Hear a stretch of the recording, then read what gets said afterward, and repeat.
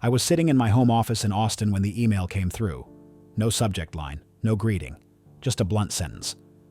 I've moved the entire inheritance into my personal account. This way is better for both of us. I stared at the words. Attached below was a photo, slightly blurry, but clear enough to see Mira standing on a balcony, holding a glass of red wine. Next to her was a tall man with a beard, smiling too. The sunset behind them made the whole thing look like a postcard of betrayal. She had said she was at a healing retreat in Sedona, but the photo was clearly taken in Scottsdale. Different place, different person, and definitely nothing about healing. I closed the laptop, walked to the kitchen, poured a glass of water, stared out at the backyard, the one where I'd laid each stone path by hand, while she planted flowers along the edges. Not because I liked gardening, but because Mira liked seeing them in the mornings. Now that I think about it, I'm not even sure those mornings ever truly belonged to us. The money Mira had just tried to relocate wasn't just cash. It was a $587,000 inheritance left by Aunt Elaine, the woman who raised me after my parents died in a car accident when I was 14.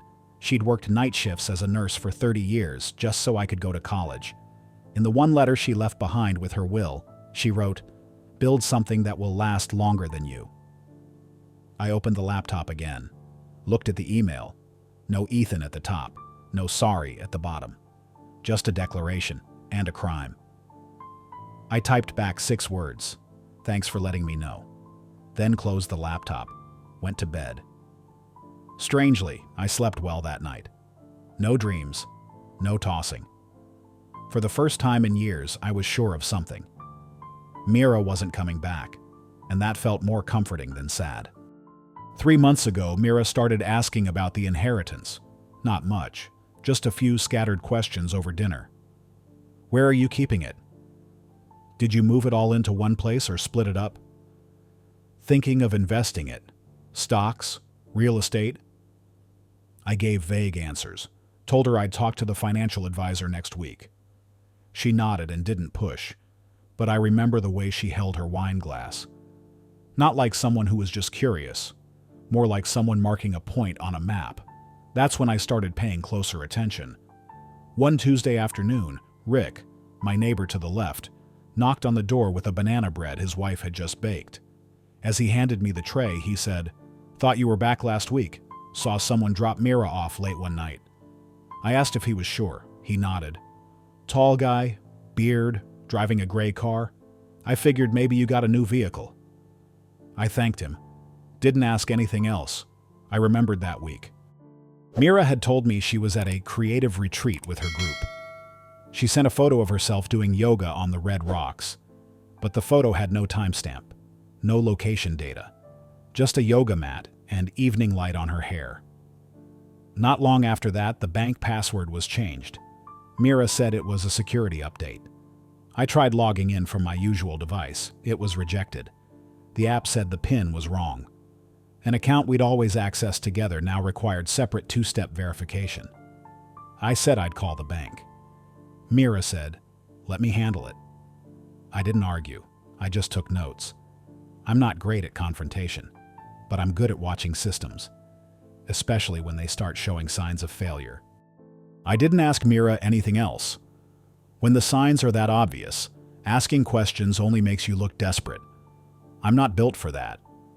A few weeks back, she mentioned something about consolidating accounts, said there were too many apps, too many passwords, that we should simplify. "Let me help you manage the cash flow," she said. "It'll make things easier for both of us." I nodded, told her I'd check with my financial advisor. The next morning, I drove to Atlanta, met with Rita Wallace, my Aunt Elaine's personal attorney, and the one who handled the entire inheritance process for me last year. I told her everything, every detail. No emotion, no blame. Rita listened in silence, the way she always had. When I finished, she just gave a small nod.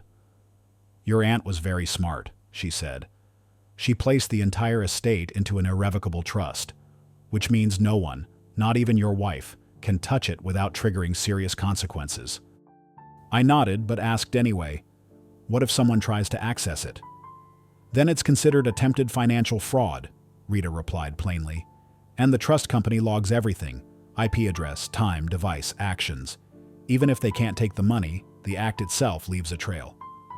I asked her to activate additional alerts. Every attempt to access the trust, no matter how small, I wanted to be notified. I wanted full activity logs, encrypted backups, sent to both my email and a secured offsite server. I didn't need to know if Mira succeeded. I just needed to know when she made her move. Before I left, I asked Rita to prepare a full certified copy of the trust documents, with legal seals, complete clauses, and send them to the divorce attorney she once recommended, just as a precaution. Driving back to Austin, I didn't think about Mira. I thought about one line from Aunt Elaine's final letter. Protecting the money is one thing, but protecting yourself, that's what truly matters. The email came in at exactly 11:22 p.m. Scottsdale time. I remember that moment clearly because I was sitting in my home office, finishing the final design sketch for a renovation project in East Austin.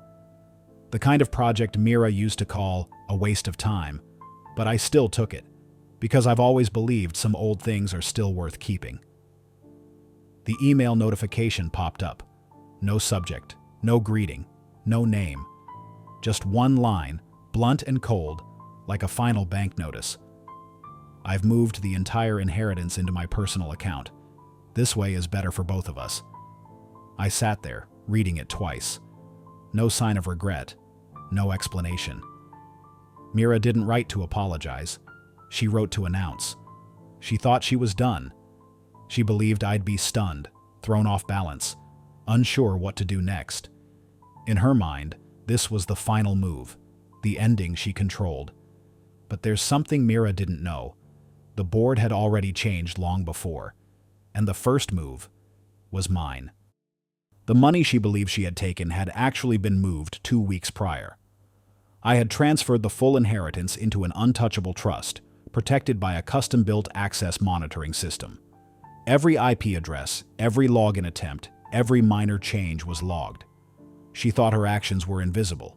In reality, they only filled out her file more completely. I wasn't angry. I didn't call, didn't send a dramatic reply. I just opened a new message window, typed 6 words. "Thanks for letting me know." Then I hit send, closed the laptop, poured a glass of cold water, and went to sleep. I slept well.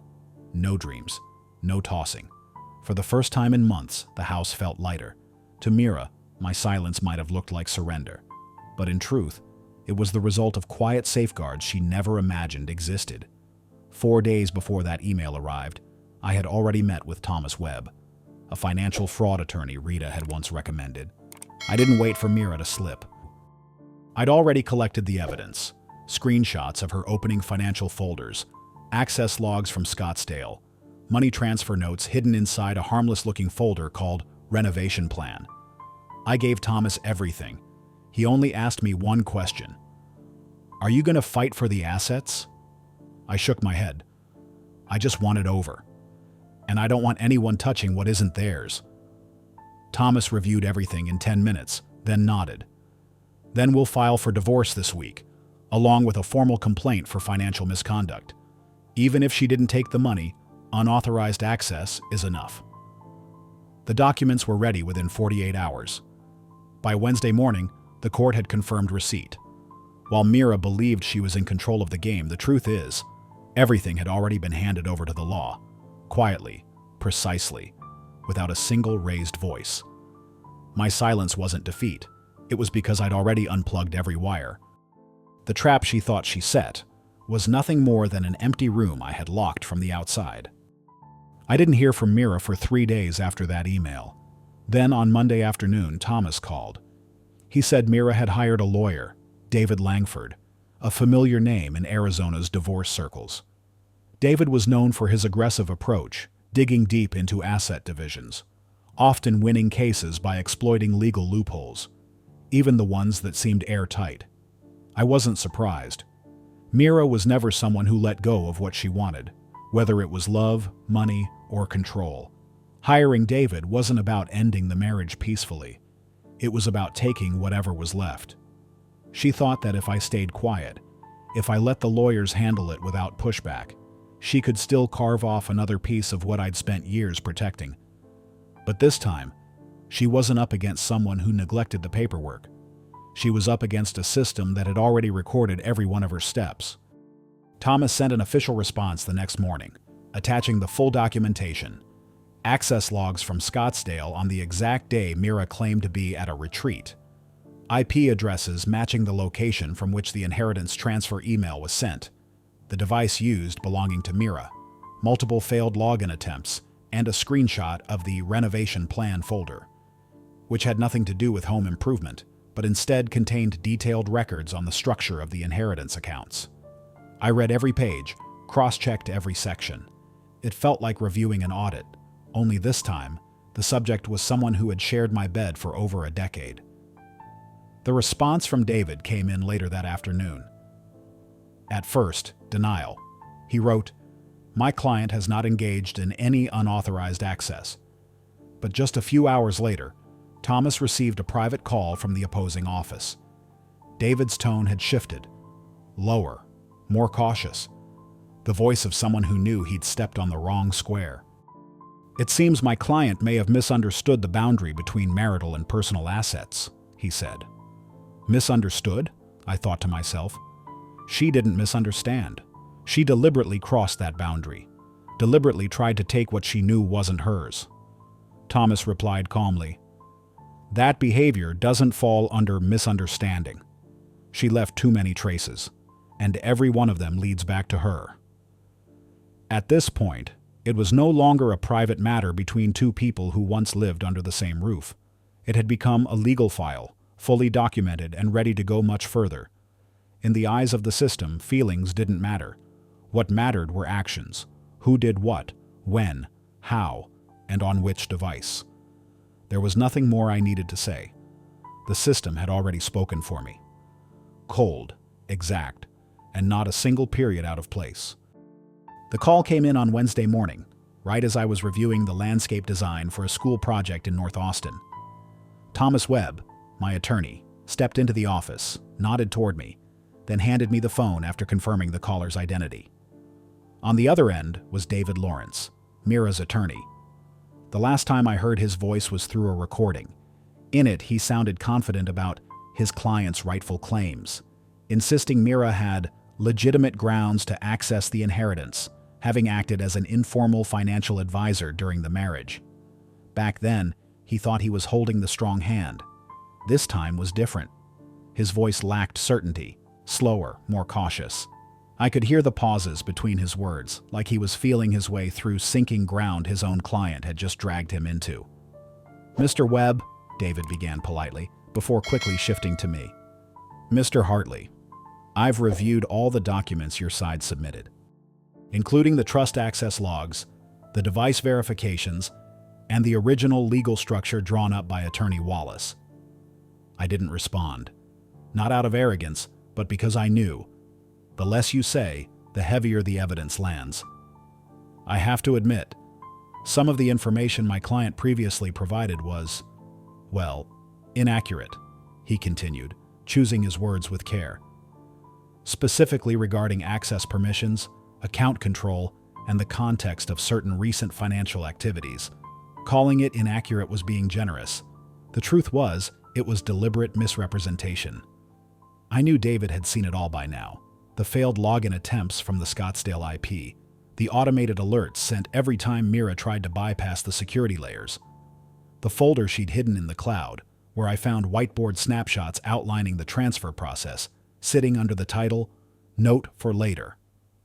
All of it was in the file Thomas had sent over the night before. I believe, rather than escalating things further, we should consider a softer resolution. A civil agreement might be in everyone's best interest, David suggested, the tone of someone who once believed he could bend any case, now sounding like a man looking for a safe way off the board. Thomas stepped in, his voice steady as always. "My client offered a resolution from the beginning. Your side chose to react instead of listen. We're well past the point of misunderstandings." "I understand," David replied softly. "And I realize we're no longer in a position to negotiate from strength." He paused, then added, "I do have one question, off the record. The man in the photo Mira attached to that email? Do you know who he is? I looked out the window. The sky was overcast that day, but dry. Just a still, dull gray, like how I felt at that moment. I answered, not fast, not slow. She called him Jason. Records show he's a former financial broker, now teaches yoga in Scottsdale, drives a gray Tesla. He's been to my house at least 4 times while I was away on business. Neighbors confirmed. There are photos, license plate, and according to their statements, Mira let him in around 10 p.m., through the side door. David said nothing for a few seconds. I could hear the tip of his pen tapping on a desk. Steady rhythm, like someone recalculating the entire board in his head. I see. In that case, my client is no longer in a position of leverage. I kept my tone calm. I don't want to drag this out. I don't want court. I don't want headlines. I don't need to tell this story to anyone. David stayed silent. Thomas waited. I continued. I want 3 things. 1. Mira returns half of what she withdrew from the joint account, exact amount, no deductions. 2. She signs a non-disclosure agreement, NDA, barring her from ever using this story in any public way. 3. A clean break, no claims on assets, no returns. Thomas turned to me, eyebrow raised slightly, waiting for more terms. I shook my head. That was all. David said he'd respond soon. His tone, as the call ended, was much softer than when it began. Like a man who'd realized this wasn't a case to win, only to contain. We ended the call. I set the phone down. There was no sense of victory, no relief either. Just one thing becoming increasingly clear. This marriage I once tried to preserve through patience had, in truth, expired a long time ago. Now I had only one task left: close the door, lock it, and make sure no one enters again without written permission. The meeting took place in a small side room at the courthouse. No judge, no public audience. Just the 4 of us, me, Thomas, David Lawrence, and Mira. She walked in last. Beige coat, hair pulled back hastily, eyes no longer evasive, but no longer defiant either. She wasn't the woman who once sent me a cold command via email, nor the one who had held the upper hand in a legal chess match. Just someone who'd realized she had no more moves left. Thomas placed the file on the table. 3 copies of the agreement, clear, final. Mira was to return half the money withdrawn from our joint account, $89,275. She was not to touch the inheritance. She was forbidden from disclosing any details about the matter in any form. No media, no social posts, not even casual stories to friends. Everything ended here, clean, no echo. David skimmed the terms. He didn't object. He knew there was nothing left to negotiate. Mira picked up the pen, paused for a few seconds, then signed. No questions. No bargaining. Her signature trembled slightly, but it was steady. She never looked at me while she signed.